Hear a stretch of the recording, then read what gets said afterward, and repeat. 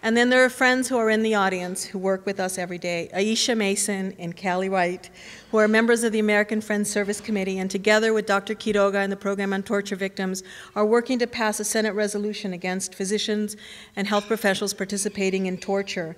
You think that would be an easy feat, but there is much opposition. And many of you have written letters, and we're going to call on you for more support.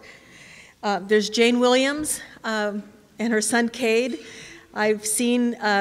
I've worked with Jane for many years, and I've seen, and there's Cade.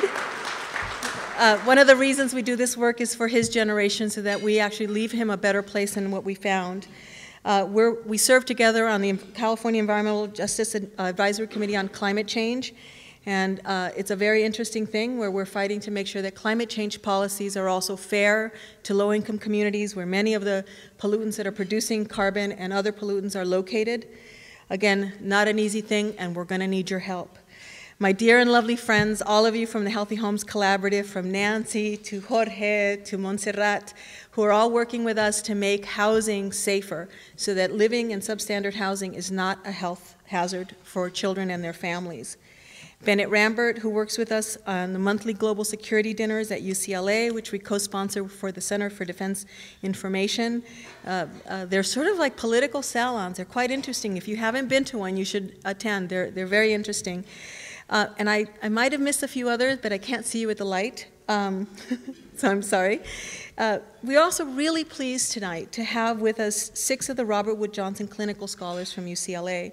And we look forward to the opportunity to get to know you tonight, but to also get a chance to meet with you after the dinner, and to find ways that we can work together to create policy change that will help the world. It's the Physicians for Social Responsibilities of the world.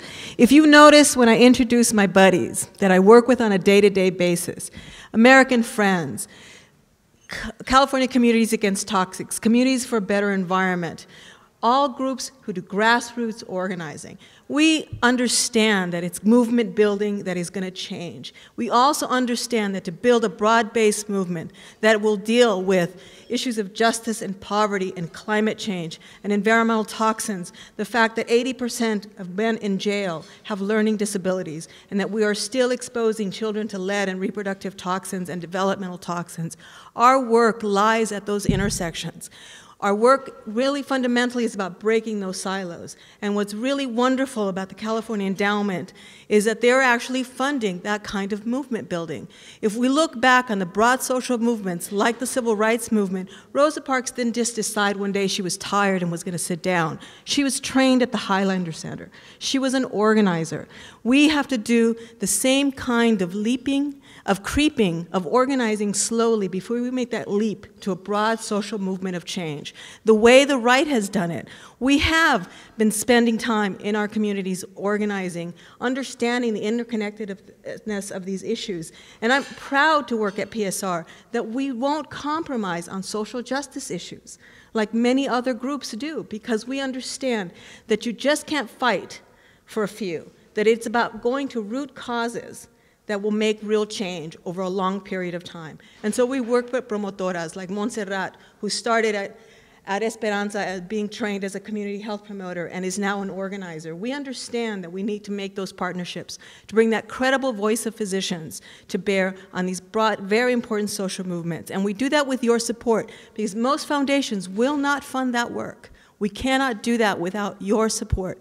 We cannot do that work that is vital to actually making the kind of world, certainly that my parents came to this country believing existed here. And I've spent my entire life, since I was 15 years old, being an organizer. I'm part of that progressive movement of Los Angeles. You know, I've worked with Karen Bass, we've worked with those organizations, and that's what's really exciting about being here, is that I have an opportunity to tie all those threads together with a great staff, with great volunteers, and incredible community partners. So I thank you for all your support. And I'm going to be quiet now so we can all have dinner, and we'll be back with the rest of our program. Thank you.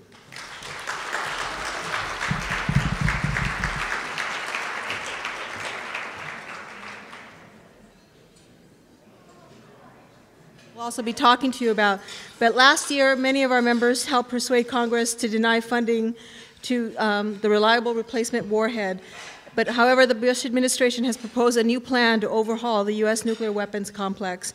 This plan, called Complex Transformation, includes building a new bomb plant that would enable the mass production of nuclear weapons for the first time in 2 decades. PSR staff and our members will be providing testimony against this complex transformation at an upcoming Department of Energy hearings across the country. Our country is also facing a dangerous showdown with Iran. PSR is working to promote a direct diplomatic solution. Congresswoman Barbara Lee has introduced House Resolution 5056, the Iran Diplomatic Accountability Act of 2008. I hope many of you, as our PSR members, will be coming with us to do in-district visits to local representatives in the months to come to engage them in support of this resolution. If you're interested in this work, please see Denise Duffield in the back, who will find ways to engage you in our visits to the congressional delegations. We'll also be holding media trainings for physicians so you can become better advocates, understanding how to talk to the media, understanding how to talk to politicians and others about key issues that we care about, and we'll be sending you email updates about those upcoming trainings. And now, I want to introduce you to someone who gives me hope for the future of our own organization and the role of physician advocacy. Tova Fuller is currently a dual degree MD, PhD student at UCLA, obtaining her PhD in computational genetics. So she's scary smart and wonderful and has great energy. And she was my first Facebook buddy. So she's teaching an old dog new tricks about organizing in the information age. And she's a member of our board as well as our national. So Tova.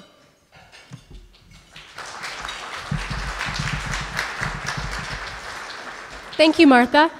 I first wanted to call attention to Caleb Brown. He's in the back. Caleb, could you please stand? Caleb is the student representative for Student PSR at University of Southern California, and his entire table is filled with students from USC. So I know that we're running late, but I'd like to tell you a little bit about the exciting things that we're doing at Student PSR National. First and foremost, we have something called the Medical Alliance to Stop Global Warming. This is a coalition with AMSA, which is the largest medical student group in the United States. And what we're doing is trying to raise awareness to the mortality and morbidity that is ongoing and will continue to be a problem in the future due to climate change.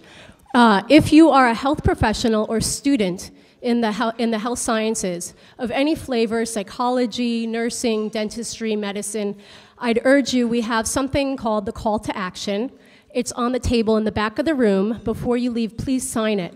We're going to be delivering this in April to key members of Congress as well as to the presidential candidates. And this will be on our effort to raise awareness that we need to have stronger emissions regulations. The Medical Alliance to Stop Global Warming will be speaking next month in 2 different areas at the pre-conference to AMSA's conference in Houston. This is a national event. The pre-con is a full-day event of environmental health training. And also, I and 4 other medical students from the United States will be traveling to Delhi, India, to the, I can't remember if it's the 17th or 18th annual IPPNW conference. For those who don't know, IPPNW is our international affiliate. So there's that work.